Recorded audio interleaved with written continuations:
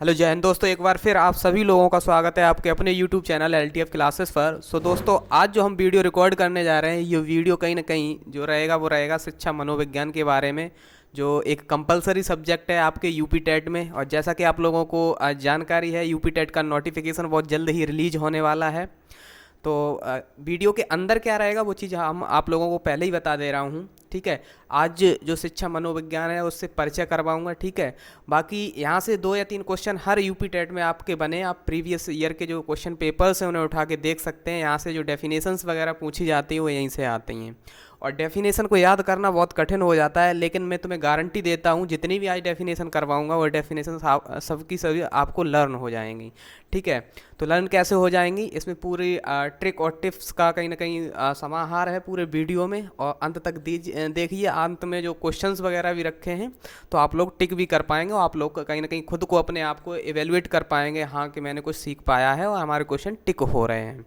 तो टाइम ना वेस्ट करते हुए, जैसा कि हमने आप लोगों को बताया है कि पढ़ाना ही क्या है आज, शिक्षा मनोविज्ञान। तो शिक्षा मनोविज्ञान पढ़ाने से पहले शिक्षा को समझ लेते हैं कि शिक्षा क्या है। तो आप लोग देख पा रहे होंगे यहाँ पे ये जो शब्द लिखा हुआ है, शिक्षा क्या है। तो देखो, सही मायने में जो शिक्षा को अगर इंग्लिश में बात की जाए तो इंग्लिश में इसे क्या बोला जाता है, एजुकेशन बोला जाता है। लेकिन जो एजुकेशन वर्ड है वो किस भाषा का वर्ड है, वो है लैटिन भाषा का वर्ड, है ना। तो लैटिन भाषा का वर्ड है, तो लैटिन भाषा में इसके 2 मतलब होते हैं, जैसा कि आप लोग देख पा रहे होंगे। एक का मतलब होता है एडुसियर, एडुकेयर। तो इन दोनों जो शब्दों का मतलब होता है वो सबसे पहले हमें उसकी जानकारी लेना होगा। तो इसकी जो मतलब होता है वो होता है नेतृत्व देना या बाहर लाना। अब हम ये नहीं समझ पा रहे हैं कि नेतृत्व किस चीज़ का देना है ना, और क्या चीज़ बाहर लाना। तो देखिए, स्टूडेंट, विद्यार्थी और मनुष्य के प्रति अंतर्निहित बहुत सारी क्षमताएं होती हैं, लेकिन क्या होता है वो उन्हें बाहर नहीं ला पाता है। लेकिन बाहर लाने का काम कौन करता है, शिक्षा करती है ना। आप जितने पढ़ लिख जाएंगे उसी के अनुसार आपकी कहीं ना कहीं जो अंदर छिपी हुई क्षमताएं हैं वो बाहर आएंगी। तो ये चीज़ होता है शिक्षा का मतलब, क्या होता है, नेतृत्व देना या बाहर लाना। ठीक है, तो नेक्स्ट स्लाइड पे चलते हैं। तो अगली स्लाइड है कि अगर शिक्षा की बात की जाए तो प्राचीन काल में शिक्षा का मतलब क्या होता था, क्या मायने रखती थी शिक्षा।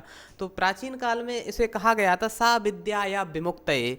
तो इसका जो अर्थ होता है वो ये होता है कि परंपरागत साधनों से प्राप्त की गई शिक्षा कहीं ना कहीं मोक्ष की प्राप्ति के लिए एक माध्यम होती है। तो इतना ही इसका मतलब रहता था प्राचीन काल में। वहीं जो अपने ऋषि मुनि हैं उन्होंने कहा है कि ज्ञानम मनुजस्य तृतीय नेत्रम, कि देखिए वैसे तो मानव के 2 नेत्र होते हैं, अगर मानव को ज्ञान है तो वो कहीं ना कहीं ज्ञान कौन सा नेत्र है, तीसरा नेत्र कहलाता है।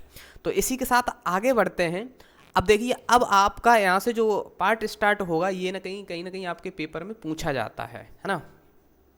तो जैसा कि आप लोग देख पा रहे होंगे, क्या हेडिंग लिखी हुई है कि शिक्षा की महत्वपूर्ण परिभाषाएं। तो सबसे पहली परिभाषा देख लेते हैं, और सारी परिभाषाएं कहीं ना कहीं यूपी टेट में पूछी गई हैं। तो पहली परिभाषा है डगलस और हॉलैंड की।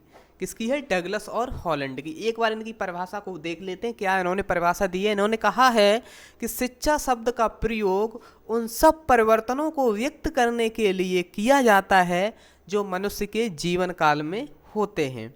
क्या क्या, शिक्षा शब्द का प्रयोग उन सभी परिवर्तनों को व्यक्त करने के लिए किया जाता है जो मनुष्य के जीवन काल में होते हैं। अब इस परिभाषा को आप लोग रटने के लिए बैठ जाएंगे तो रटते रहेंगे और कुछ समय बाद भूल भी जाएंगे। तो हमें क्या करना है, हमें निमोनिक मेथड से कहीं ना कहीं इसे एसोसिएट करना है कुछ वर्डों से। तो पहला जो वर्ड है उस पर मैं मार्क कर दे रहा हूँ यहाँ पे, परिवर्तनों को पकड़ लीजिए। ठीक है, सपोज दैट अगर आप यूपी टेट की तैयारी कर रहे हैं और कुछ लोग आपके परिवार में, आपके मित्र दोस्त होंगे, वो क्या करेंगे, वो आपको कहीं ना कहीं भटकाने का काम करेंगे, है ना।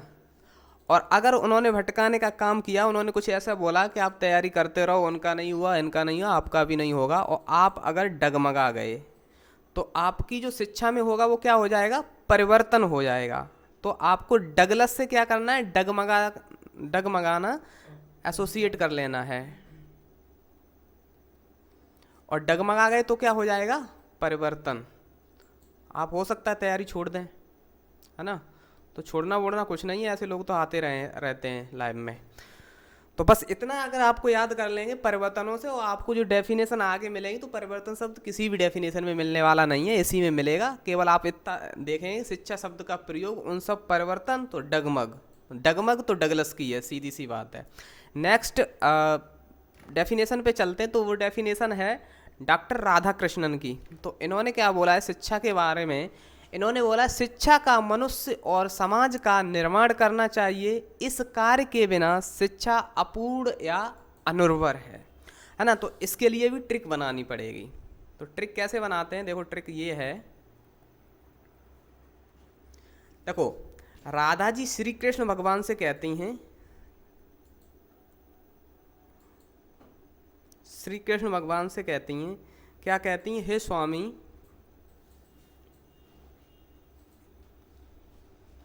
आपके बिना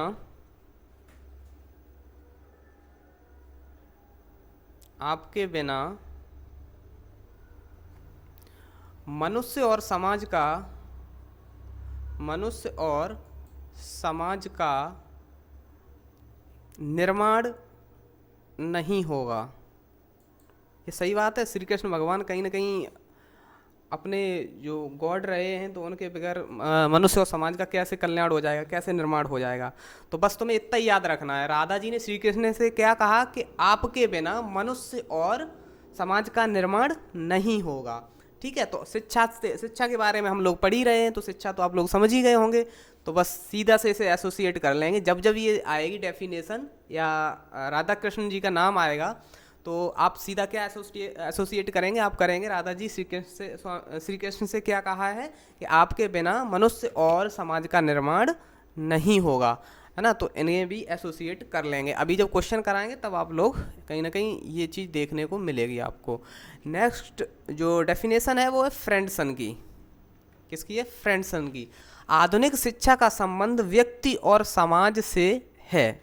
आधुनिक शिक्षा का संबंध व्यक्ति और समाज से, इतनी छोटी सी इनकी डेफिनेशन है। तो देखो फ्रेंडसन से कर लो तो फ्रेंड, है ना, एक गलत हो रहा है इधर। फ्रेंडसन से क्या कर लोगे, फ्रेंड कर लो। ठीक है, तो आजकल के फ्रेंड जो संबंध बनाते हैं वो किस लिए बनाते हैं, अपने और अपने दोस्तों के कल्याण के लिए। ठीक है, कल्याण के लिए।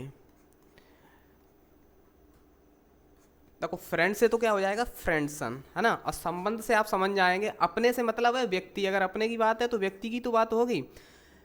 आजकल के फ्रेंड संबंध क्यों बताते हैं, क्यों फ्रेंड्स करते हैं आज के ज़माने में। आज की मित्रता है वो कहीं ना कहीं क्या है, स्वार्थी है। वो किसके लिए, अपने दोस्तों अपने भला चाहने के लिए ही तो करते हैं। तो वही इन्होंने कहा है कि आधुनिक शिक्षा का संबंध किससे है, व्यक्ति और समाज के कल्याण से। यहाँ पे एक शब्द छूटा हुआ है, आप यहाँ पे जोड़ लो, यहाँ पे कल्याण और होगा, व्यक्ति और समाज के कल्याण से है। तो आई होप आप लोगों ने इसे भी एसोसिएट कर लिया होगा। नेक्स्ट जो डेफिनेशन है शिक्षा की वो है यूलिच की। तो यूलिच की डेफिनेशन क्या है, शिक्षा व्यक्तियों के द्वारा और व्यक्तियों के लिए की जाने वाली प्रक्रिया है, इसे समाज के संपूर्ण स्वरूप और कार्यों से अलग नहीं किया जाता। तो इसकी बहुत आसान सी ट्रिक है। ट्रिक क्या है, जैसे आपने सुना होगा जो अब्राहम लिंकन ने एक डेफिनेशन दी थी, वो क्या दी थी, लोकतंत्र की डेफिनेशन दी थी। लोकतंत्र क्या है कि व्यक्तियों के लिए व्यक्तियों द्वारा जो शासन है वही क्या है, लोकतंत्र है। तो यही इसमें भी क्या हो रहा है, व्यक्तियों जो शब्द है वो देखिए आप लोग कितनी बार रिपीट हो रहा है, 3 बार रिपीट हो रहा है ना। और 3 बार रिपीट हो रहा है, और ऊपर जो डेफिनेशन है वो किसकी है, यूलिच की है। तो यू से 3 बार इसे रिपीट कर लेंगे, यहाँ पे जहाँ पे 3 बार व्यक्ति आएगा तो वो किसकी होगी, यूलिच की होगी। बस इतना सा काम करना है। ठीक है, बाकी गांधी जी को और देख लेते हैं, गांधी जी ने कहा था, और ये इंपॉर्टेंट आपकी हो जाएगी डेफिनेशन, कहीं ना कहीं इन्हें अक्सर कर पूछा जाता है। तो गांधी जी ने जो शिक्षा की डेफिनेशन दी थी वो कहा था, शिक्षा से मेरा अभिप्राय बालक एवं मनुष्य के शरीर, मस्तिष्क और आत्मा के सर्वोत्तम अंश की अभिव्यक्ति है। अब देखो इनकी जो ट्रिक रहेगी वो ये रहेगी, देखो गांधी जी की 3 कौन सी चीज़ सर्वोत्तम थी, गांधी जी की 3 सर्वोत्तम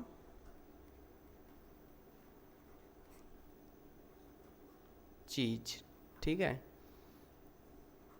वो क्या क्या था, वो था उनकी शरीर, उनका शरीर, शरीर उनका सर्वोत्तम था, और उनकी आत्मा कहीं ना बहुत ही वो अहिंसावादी थे। आत्मा और क्या था,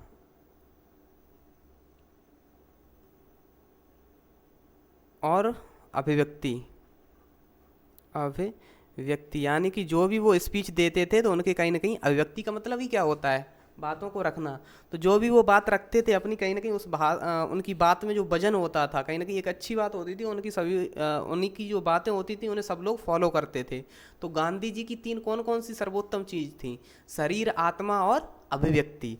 बस आपको इनसे कोई मतलब नहीं है डेफिनेशन से, बस गांधी जी से मतलब रखो। गांधी जी की तीन सर्वोत्तम चीज कौन सी, शरीर, आत्मा और अभिव्यक्ति। बस जब भी आपको ये डेफिनेशन लिखी मिलेगी तो ये शब्द तो आएंगे ही, उसमें क्या आएंगे, शिक्षा से मेरा अभिप्राय बालक एवं मनुष्य के शरीर, मस्तिष्क और आत्मा के सर्वोत्तम अंश की अभिव्यक्ति है। तो शरीर भी आ रहा है इसमें, आत्मा भी आ रही है और अभिव्यक्ति भी आ रही है। तो आप लोगों को यही चीज़ याद रखनी है। नेक्स्ट चलते हैं। अब जो आपका स्टार्ट होने वाली है वर्थ ऑफ साइकोलॉजी। जो साइकोलॉजी है वो, उसकी उत्पत्ति क्या है, कहाँ से उसकी शुरुआत होती है। तो बड़ा ही शालीनता से और बिल्कुल अटेंटिव होके समझेंगे। देखिए जो साइकोलॉजी शब्द है, जो मनोविज्ञान है, उसे इंग्लिश में क्या बोलते हैं, साइकोलॉजी बोलते हैं। और जो साइकोलॉजी शब्द है वो यूनानी भाषा के दो शब्दों से बना है। अब वो दो शब्द कौन कौन से हैं वो आप लोग देख लीजिए। एक शब्द है आपका साइकी और दूसरा है लॉगस। अगर आप लोगों ने इंग्लिश में रूट मेथड पढ़ा होगा तो लॉगस जहाँ भी लग जाता है उसका मतलब क्या होता है, अध्ययन करना। और साइकी का मतलब आप लोग जानते ही होंगे, साइकी से क्या हो गया, मनोविज्ञान, और लॉगस मीन्स अध्ययन करना। तो आत्मा का अध्ययन करना, और साइकी मीन्स आत्मा भी होती है। इधर हिंदी में मैं लिख देता हूँ, जैसे साइकी है तो साइकी का मतलब क्या हो जाएगा, साउल, SOUL, यानी कि आत्मा हिंदी में से बोलेंगे, है ना। और लॉगस का मतलब क्या होता है, टू स्टडी, यानी कि अध्ययन करना, अध्ययन करना। तो बस इसके बीच में अगर मैं का जोड़ दूं तो आत्मा का अध्ययन ही करना क्या कहलाएगा, साइकोलॉजी या मनोविज्ञान कहलाएगा। अब देखो कुछ लोग ये सोच रहे होंगे कि ये ट्रिक और टिप्स कहीं ना कहीं काम नहीं आते, तो मैं आप लोगों से एक क्वेश्चन पूछता हूँ, बहुत बार पूछा गया, मुझे बता दीजिए कि आत्मा का विज्ञान जिन मनोवैज्ञानिकों ने कहा था उनका नाम क्या क्या था। शायद अब अगर आप लोगों को पता हो तो कमेंट बॉक्स में टाइप कर दीजिए, ठीक है। और मैं तुम्हें गारंटी देता हूँ कि अभी ये वीडियो देखने के बाद तुम जिंदगी भर नहीं भूलोगे कि आत्मा का विज्ञान किस किस मनोवैज्ञानिक ने कहा था, ठीक है। तो देखो आत्मा का अध्ययन ही क्या कहलाता है, मनोविज्ञान, जैसा कि आप यहाँ पे देख पा रहे होंगे, है ना। अब बात करते हैं कि आत्मा का विज्ञान, मनोविज्ञान को कहा किस किसने था। तो यहाँ पे आप लोगों को ये नाम दिख रहे होंगे, अरिस्टोटल, प्लेटो और डेकार्टी। अब तुम इन्हें रटने बैठोगे तो रटते रहो जिंदगी भर, है ना। एग्जाम टाइम आ जाएगा तो वहाँ पे फिर भूल जाओगे। तो हमें क्या करना है, इसके ऊपर भी थोड़ा सा ट्रिक पे एक काम करना है, एक प्यारी सी ट्रिक बनाते हैं। और मैं तुम्हें चैलेंज करता हूँ, आप लोग इसे भूल के दिखाना कि आत्मा को विज्ञान किस किस ने कहा था, ठीक है। ठीक है, कलर ले लिया। देखो ट्रिक क्या है, ट्रिक ये है, आप लोगों ने देखा होगा कि अक्सर कर जो गांव में शादी वाले आते हो ना, तो लड़की से कुछ चीज़ें करने के लिए बोलते हैं। तो ऐसे समझ लीजिए एक लड़की है जिसका नाम है आत्मा, है ना। तो उसके शादी वाले आते हैं तो उसके पिताजी बोलते हैं, अरे आत्मा प्लेट डेकोरेट करो, यानी कि भाई चाय पानी की तो पूछोगे अगर तुम्हारे शादी वाले आ रहे हैं। तो उसके पिताजी क्या बोलते हैं, अरे आत्मा, अरे आत्मा प्लेट डेकोरेट डेकोरेट करो, ठीक है। बस अब आपको याद क्या रखना, तुम्हें बस याद इतना रखना है कि जब शादी वाले आते हैं तो पिताजी क्या बोलेंगे, पिताजी यही बोलेंगे, अरे आत्मा प्लेट डेकोरेट करो। अब देखो अरे से क्या हो गया, अरे से हो गया अरिस्टोटल, ठीक है। आत्मा से क्या हो जाएगा, आत्मा का विज्ञान कहा गया है। साइकोलॉजी को आत्मा का विज्ञान किसने कहा, अरिस्टोटल ने। तो ये भी नहीं आप लोग भूलने वाले हो। प्लेट से हो गया प्लेटो, है ना। प्लेट से क्या हो गया, प्लेटो। और डेकोरेट से क्या हो जाएगा, डेकोरेट से हो गया आपका डेकार्टी, है ना। तो ये 3 चीज़ें आपको याद रखना। अरे आत्मा प्लेट डेकोरेट करो क्योंकि शादी वाले आए हैं। बाकी आप ये कभी नहीं भूलोगे। अरे से हो गया अरिस्टोटल, और आत्मा से आत्मा का विज्ञान कहा ही है, प्लेट से हो गया प्लेटो, और डेकोरेट से हो गया डेकार्टी। ठीक है, नेक्स्ट आगे बढ़ते हैं। अब देखिए, जो मनोविज्ञान को जो आगे कहा गया वो क्या कहा गया, मस्तिष्क का विज्ञान। अब मस्तिष्क का विज्ञान कहा किसने, तो ये कहा था इटली के एक दार्शनिक था जिसका नाम था पोम्पोनोजी, है ना। अब इसमें समस्या क्या आई, समस्या ये आई मस्तिष्क की प्रकृति और स्वरूप को निश्चित नहीं कर सकते। भाई मस्तिष्क है, उसकी प्रकृति और स्वरूप क्या आप निश्चित कर सकते हैं, नहीं कर सकते ना। तो इसे भी कहीं ना कहीं नहीं माना गया था, फिर इसे भी अस्वीकार कर दिया गया था आगे चल के। तो इन्हें भी याद रखना। अब इन्हें कैसे याद रखना है, तो इन्हें याद रखने के लिए ट्रिक बनाओ। क्या ट्रिक बनाओ कि देखो, मस्तिष्क को आप जितना जितना पंप करेंगे, पंप करने का मतलब क्या है, उसे जितना लगाए रहेंगे पढ़ाई लिखाई में, है ना, बिजी रखेंगे, जितना पंप करेंगे उतना ही कैसा होगा, उतना ही अच्छा होगा। तो मस्तिष्क को क्या करना है, पंप। तो मस्तिष्क का विज्ञान किसने कहा है, पोम्पोनोजी ने कहा है। ठीक है, तो नेक्स्ट चलते हैं चेतना का विज्ञान। अब चेतना का विज्ञान भी देख लीजिए, है ना। 16वीं शताब्दी में बायव्स, विलियम जेम्स, विलियम बोंट और जेम्स सल्ली ने माना कि जो मनोविज्ञान है वो ना तो आत्मा का विज्ञान है, ना मस्तिष्क का विज्ञान है, वो विज्ञान है तो किसका है, चेतना का विज्ञान है।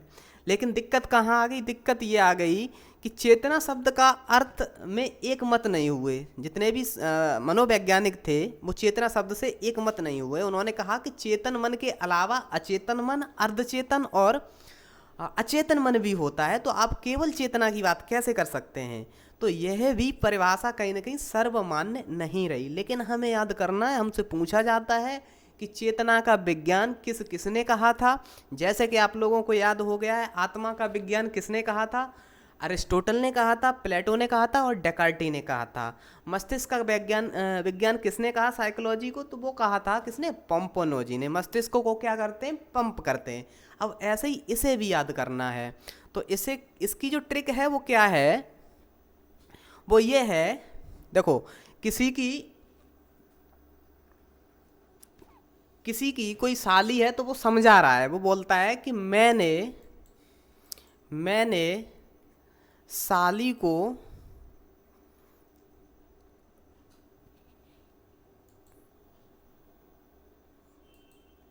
एक मिनट रुकिए, ट्रिक थोड़ी गड़बड़ हो रही है ना, दोबारा बताते हैं आप लोगों को। जरा इसे इरेज कर दूं एक बार। हाँ, ट्रिक है वो ये है, देखो कोई व्यक्ति है तो वो ये कह रहा है कि मैंने बीवी को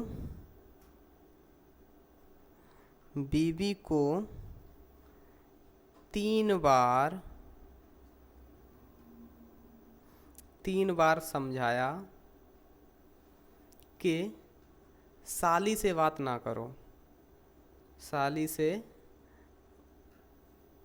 बात ना करें, है ना। अक्सर होता क्या है, जैसे शादी वादी हो जाती है तो कहीं ना कहीं जो बीवियां होती हैं उनका ज़्यादा ध्यान अपने परिवार की तरफ होता है, अपने भैया और बहनों की तरफ, है ना। तो वो उनसे ही बात करते रहते। तो वो क्या समझा रहा है, मैंने बीवी को 3 बार समझाया कि साली से बात ना करें। अब देखो इससे कैसे डिकोड करना है, देखो बीवी को, तो देखो बाइव्स एंड विलियम जेम्स और विलियम बुंट, ये 3 बार आया है बी, तो इसलिए मैंने 3 बार लिखा है इसे, है ना। तो 3 बार बी आएगा तो आप समझ जाएंगे बाइव्स, विलियम जेम्स और विलियम बुंट। समझाया यहाँ पे कुछ नहीं है, बस ट्रिक को लर्न करने के लिए बना दिया। साली से हो जाएगा क्या, जेम्स सल्ली, तो ये भी याद हो जाएंगे कि साली से बात ना करें। तो ये ट्रिक आपको याद हो गई होगी, क्या होगी, मैंने बीवी को 3 बार समझाया कि साली से बात ना करें। और सारे जितने मनोवैज्ञानिक हैं वो आपके डिकोड हो गए हैं। बाइब्स भी हो गया, विलियम जेम्स भी हो गए और विलियम बुंट भी हो गए, जेम्स सल्ली भी हो गए। तो ये भी आप लोग नहीं भूलने वाले हैं। नेक्स्ट है व्यवहार का विज्ञान। ठीक है, तो देखो आगे चलते चलते ये जो पिछली परिभाषा थी चेतना का विज्ञान, तो ये भी कहीं ना कहीं क्या हो गई, कैंसिल हो गई, है ना। फिर क्या आती है, व्यवहार का विज्ञान। तो व्यवहार के विज्ञान में क्या कहेगा, 20वीं शताब्दी आते आते मनोविज्ञान को व्यवहार का विज्ञान माना गया, है ना। तो ये किसने माना था वो भी देख लेते हैं। इसके बारे में जो वुडवर्थ महोदय कहते हैं, वो कहते हैं कि सबसे पहले मनोविज्ञान ने अपनी आत्मा का त्याग किया, फिर उसने अपने मन का या मस्तिष्क का त्याग किया, उसके बाद उसने त्याग किया, अब वह व्यवहार की विधि को स्वीकार करता है। तो सबसे पहले किस मनोविज्ञान ने अपनी आत्मा को त्यागा, फिर मस्तिष्क को त्यागा, और फिर उसके बाद चेतना का त्याग किया, वह व्यवहार की विधि को अब स्वीकार करता है। पिछली जो ट्रिक बताई थी उसमें थोड़ा सा करेक्शन करना है आप लोगों को। उसमें है मैंने बीवी को 3 बार चेताया। चेताया से क्या हो जाएगा, चेतना का विज्ञान, कि साली से बात ना करो। ठीक है, चेताया से हो गया चेतना का विज्ञान। 3 बार से 3 बार जो बार आया उससे क्या, बायब्स, विलियम जेम्स और विलियम बुंट हो जाएगा, और साली से हो जाएगा जेम्स सल्ली। ठीक है, अब व्यवहार के विज्ञान की बात कर लेते हैं। तो लास्ट में वुडवर्थ ने यही कहा था, और ये पूछा भी जाता है, बहुत बार पूछा गया है। तो 20वीं शताब्दी में मनोविज्ञान किसका व्यवहार हो गया, व्यवहार का विज्ञान हो गया। ठीक है, अब आते हैं क्वेश्चंस पे। आप एक बार क्वेश्चन कर लेते हैं। अब सबसे पहला जो क्वेश्चन है वो ये, एजुकेशन शब्द किस भाषा का शब्द है। तो आप लोगों ने आंसर गेस कर ही लिया होगा, किस भाषा का शब्द है, तो बता दीजिए, लैटिन भाषा का शब्द है। तो ऑप्शन नंबर कौन सा, सी सही हो जाएगा अपना। नेक्स्ट क्वेश्चन है, आधुनिक शिक्षा का संबंध व्यक्ति और समाज के कल्याण से है, परिभाषा किसने दी थी। अब ट्रिक को थोड़ा याद करो, है ना। आधुनिक शिक्षा का संबंध व्यक्ति और समाज के कल्याण से है, तो ये भाषा जो दी थी वो किसने दी थी। देखो डगलस और हॉलैंड के बारे में मैंने जो ट्रिक बताई थी वो क्या बताई थी, कि डगलस से हो जाएगा डगमग, और डगमग होगा तो क्या होगा, परिवर्तन। तो ये तो सही नहीं होगा, है ना। और डॉक्टर राधाकृष्णन की जो परिभाषा थी वो क्या थी, कि शिक्षा से जो संबंध है वो व्यक्ति और समाज के कल्याण से है। तो दोनों चीजें मिल रही हैं भाई इसमें, फिर किस बात की देर कर रहे हो, शिक्षा और व्यक्ति और समाज का कल्याण। तो किसने, किसकी डेफिनेशन है, राधाकृष्णन की। तो ऑप्शन कौन सा सही हो जाएगा, बी ऑप्शन। बाकी फ्रेंडसन की आप लोगों को बताई थी, आजकल फ्रेंड का जो मतलब रहता है वो क्या रहता है, कहीं ना कहीं अपना और अपने मित्रों का भला करना। नेक्स्ट है, शिक्षा शब्द का प्रयोग उन सभी परिवर्तनों को व्यक्त करने के लिए किया जाता है जो मनुष्य के जीवन काल में होते हैं, परिभाषा किसने दी। तो भाई मैंने बताया था, अगर परिवर्तन जहाँ भी दिख जाए तो परिवर्तन कब होगा, जब आपको कोई डगमगाने की कोशिश करेगा। आप अपनी प्रिपरेशन में लगे हुए हैं और आपको अगर कोई हिलाने और डगमगाने की कोशिश करेगा तो क्या हो जाएगा, परिवर्तन। तो क्या आ जाएंगे इसमें, डगलस और हॉलैंड। तो ये भी आपका टिक हो गया। नेक्स्ट है, शिक्षा को मनुष्य और समाज का निर्माण करना चाहिए, इस कार्य के बिना शिक्षा अपूर्ण और अनुर्वर है, यह परिभाषा किसने दी। तो राधा जी ने श्री कृष्ण भगवान से क्या कहा था, कि हे स्वामी आपके बिना समाज और व्यक्ति का कल्याण नहीं हो पाएगा। तो ये किसकी, अरे बिना ऑप्शन दिए मैंने इसे तो बता दिया, तो ये किसकी हो जाएगी, डॉक्टर राधा कृष्णन की। नेक्स्ट क्वेश्चन है, साइकोलॉजी शब्द किस भाषा का शब्द है। तो आप लोगों ने ये भी टिक कर दिया होगा, किस भाषा का शब्द है, यूनानी भाषा का शब्द है ना। यूनानी या ग्रीक एक ही बात होती है, इन दोनों ऑप्शन को आप लोग टिक कर सकते हैं। चलिए नेक्स्ट प्रश्न पे चलते हैं। शिक्षा से मेरा अभिप्राय बालक एवं मनुष्य के शरीर, मस्तिष्क और आत्मा के सर्वोत्तम अंश की अभिव्यक्ति से है, उपरोक्त परिभाषा किसकी है। तो ये रहे आप लोगों के ऑप्शन। भाई प्लेटो की कैसे हो जाएगी, है ना, डेकार्टी की भी नहीं होगी, गांधी जी की। आप लोग बताइए। राधा कृष्णन ने कहा, राधा जी ने श्री कृष्ण भगवान से कहा था, 3 चीज़ों को सर्वोत्तम बताया था, कैसे, शरीर, आत्मा और अभिव्यक्ति को। ये शब्द तो आ ही नहीं रहे हैं, बताइए। तो गांधी जी की 3 चीज़ें क्या थी, शरीर, मस्तिष्क और आत्मा। तो ये तीनों चीज़ें आ रही हैं, तो गांधी जी सही हो जाएंगे यहाँ पे। नेक्स्ट क्वेश्चन है क्वेश्चन नंबर 7, निम्नलिखित में से किसने मनोविज्ञान को आत्मा का के रूप में स्वीकार नहीं किया, है ना। पेपर में जब आप लोग बैठते हो तो ये नई शब्द पे थोड़ा गौर दिया करो। जहाँ जहाँ नहीं लग जाता है तो क्वेश्चन का पूरा सेंस चेंज हो जाता है। तो ये पूछ रहे हैं कि मनोविज्ञान को आत्मा का विज्ञान किसने नहीं किया। अब आत्मा जब आ जाएगी तो आत्मा वाली ट्रिक आपको याद आनी चाहिए। तो क्या कहा था उसके पिताजी ने कि आत्मा प्लेट डेकोरेट करो, जब उसके शादी वाले आए थे, डेकोरेट करो। तो आत्मा से आत्मा का विज्ञान, और अरे आत्मा, अरे से हो गया था अरिस्टोटल। तो अरिस्टोटल ने तो भाई कहा था आत्मा का विज्ञान, प्लेटो ने भी कहा है ना, और डेकोरेट से डेकार्टी ने भी कहा। तो इन तीनों लोगों ने कहा है, तो इन तीनों लोगों को देख लेते हैं। अरिस्टोटल हैं ही, प्लेटो हैं, डेकार्टी हैं, तो पोम्पोनेजी आ रहे हैं। तो यही अपना ऑप्शन सही हो जाएगा। पोम्पोनेजी ने नहीं कहा था। इन्होंने क्या कहा था? इन्होंने मस्तिष्क का विज्ञान कहा था, मनोविज्ञान को, मस्तिष्क का विज्ञान। चलिए नेक्स्ट क्वेश्चन है, निम्नलिखित में से किसने मनोविज्ञान को चेतना के विज्ञान के रूप में नहीं स्वीकार किया। भाई फिर से ट्रिक आप लोगों को याद आनी चाहिए। यहाँ पे एक ऑप्शन नहीं दिख रहा है ना, कोई दिक्कत नहीं है, आप लोग करेक्शन कर लीजिए, बता दूंगा मैं यहाँ पे। तो इसकी जो ट्रिक थी वो ये थी कि मैंने बीवी को 3 बार चेताया कि साली से बात ना करो, साली से बात ना करो, है ना। तो इसमें कौन कौन से आ जाएंगे? एक बात से तो आ जाएगा आपका बाइव्स, एक बात से आ जाएगा विलियम बुंट,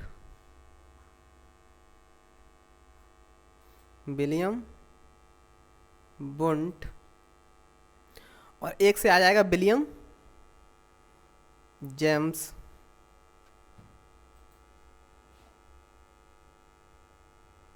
ठीक है, और सल्ली से क्या आ जाएगा? जेम्स सल्ली।